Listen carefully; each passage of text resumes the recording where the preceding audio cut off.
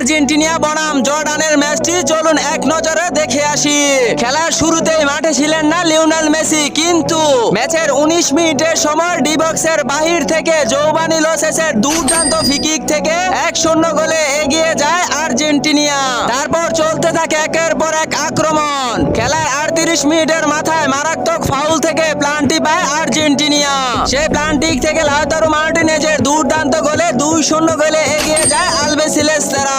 আবার এরপর 54 মিনিটের মাথায় দুর্দান্ত এক গোল করেন জর্ডান। ম্যাচের 64 মিনিটের মাথায় ডি বক্সের বাইরে ফ্রি-কিক থেকে প্রথম আক্রমণ করেন লিওনেল মেসি, কিন্তু সেই ফ্রি-কিক থেকে কোনো গোল হয়নি। কিন্তু খেলার 80 মিনিটের মাথায় আবারও একই জায়গায় ফ্রি-কিক পান লিওনেল মেসি, আর সেই ফ্রি-কিক থেকে দুর্দান্ত একটি গোল করে অবশেষে 3-1 গোলে জয় পায় আর্জেন্টিনা।